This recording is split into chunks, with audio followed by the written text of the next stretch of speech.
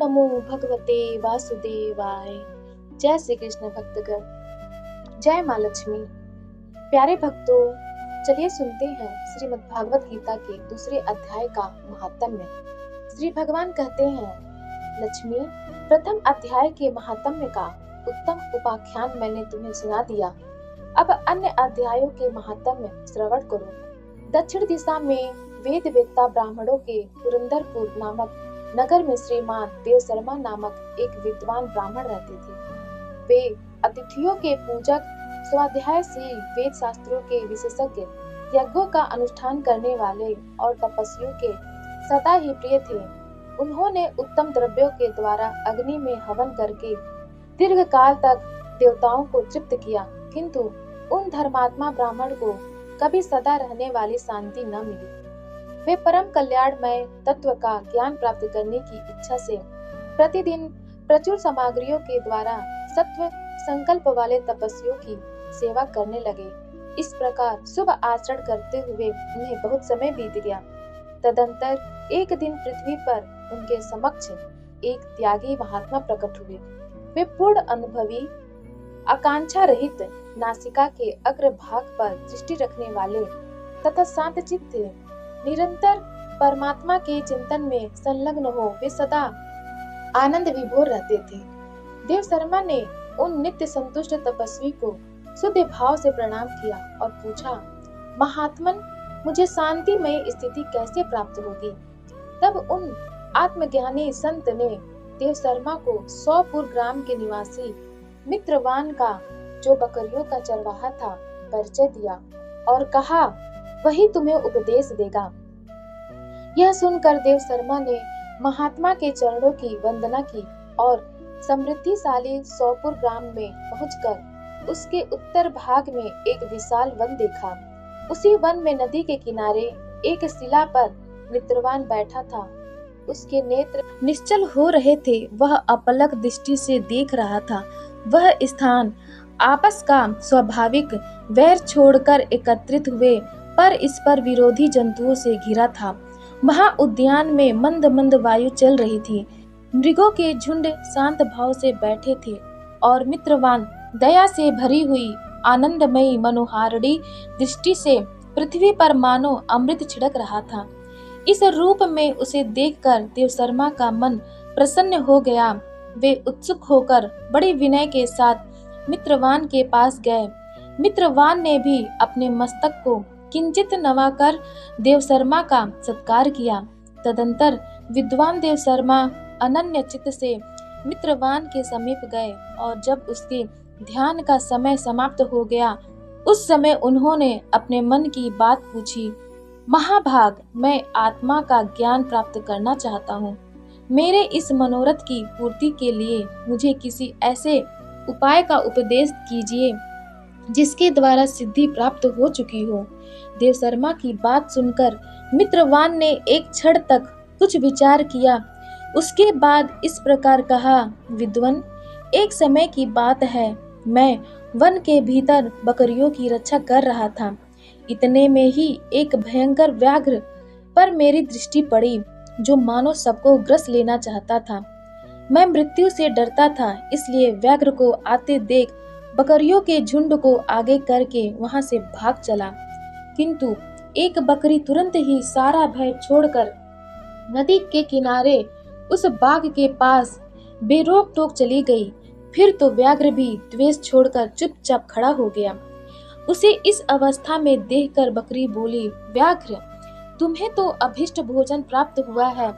मेरे शरीर से मांस निकालकर प्रेम पूर्वक खाओ। तुम इतनी देर से खड़े क्यों हो? तुम्हारे मन में मुझे खाने का विचार क्यों नहीं हो रहा है?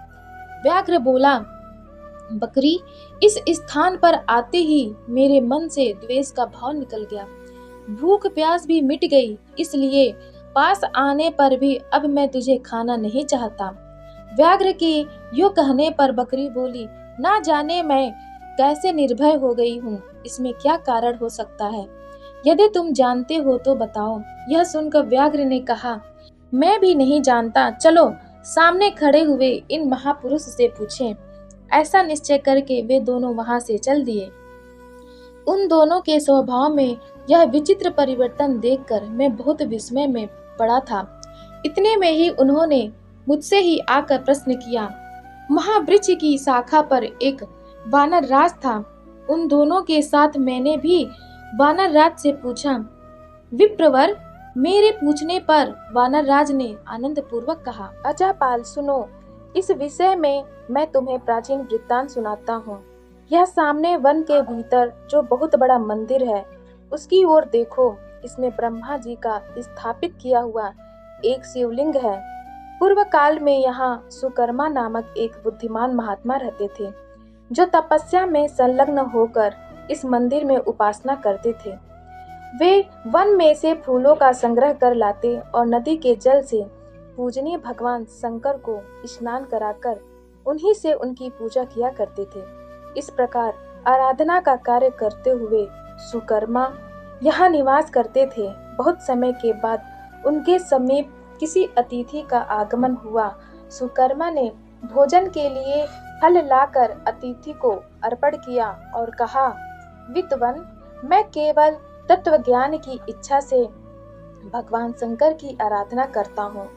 आज इस आराधना का फल परिपक्व होकर मुझे मिल गया, क्योंकि इस समय आप जैसे महापुरुष ने मुझ पर अनुग्रह किया है।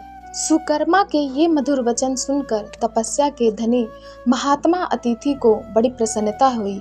उन्होंने एक शिलाखंड पर गीता का दूसरा अध्याय लिख दिया और ब्राह्मण को उसके पाठ एवं अभ्यास के लिए आज्ञा देते हुए कहा, ब्राह्मण, इससे तुम्हारा आत्मज्ञान संबंधी मनोरथ अपने आप सफल हो जाएगा। यूं कहकर वे बुद्धिमान तपस्वी सुकर्मा के सामने ही उनके देखते देखते अंतर्ध्यान हो गए। सुकर्मा विस्मित होकर उनके आदेश के अनुसार निरंतर गीता के द्वितीय अध्याय का अभ्यास करने लगे। तदंतर दीर्घकाल के पश्चात अंतःकरण शुद्ध होकर उन्हें आत्मज्ञान की प्राप्ति हुई। फिर वे जहाँ जहाँ गए वहाँ का तपोवन शांत हो गया। उनमें शीत उष्ण और राग द्वेष आदि की बाधाएं दूर हो गईं। इतना ही नहीं, उन स्थानों में भूख प्यास का कष्ट भी जाता रहा तथा भय का सर्वथा अभाव हो गया। यह सब द्वितीय अध्याय का जप करने वाले सुकर्मा ब्राह्मण की तपस्या का ही प्रभाव समझो। मित्रवान कहता है, वानर राज के यूं कहने पर मैं प्रसन्नता पूर्वक बकरी और बाघ के साथ उस मंदिर की ओर गया। वहां जाकर शिलाखंड पर लिखे हुए गीता के द्वितीय अध्याय को मैंने देखा और पढ़ा। उसी की आवृत्ति करने से मैंने तपस्या का पार पा लिया है। अतः भद्र पुरुष, तुम भी सदा द्वितीय अध्याय की ही आवृत्ति किया करो। ऐसा करने पर मुक्ति तुमसे दूर नहीं रहेगी। श्री भगवान कहते हैं, प्रिय मित्रवान के इस प्रकार आदेश देने पर देवशर्मा ने उसका पूजन किया और उसे प्रणाम करके पुरंदरपुर की राह ली। वहां किसी देवालय में पूर्वोक्त आत्मज्ञानी महात्मा को पाकर उन्होंने यह सारा वृत्तांत निवेदन किया और सबसे पहले उन्हीं से द्वितीय अध्याय को पढ़ा। उनसे उपदेश पाकर शुद्ध अंतःकरण वाले देवशर्मा प्रतिदिन बड़ी श्रद्धा के साथ द्वितीय अध्याय का पाठ करने लगे। तब से उन्होंने अनवध परम पद को प्राप्त कर लिया। लक्ष्मी, यह द्वितीय अध्याय का उपाख्यान कहा गया है। प्यारे भक्तों, श्रीमद्भागवत कथा का तीसरा अध्याय का महात्म्य जानने के लिए आप हमारे चैनल सनातन कथा संग्रह को लाइक करें, शेयर करें और सब्सक्राइब करें, ताकि जब हम अपना वीडियो डालें तब आप सभी भक्तगणों के पास सबसे पहले पहुंचे। धन्यवाद।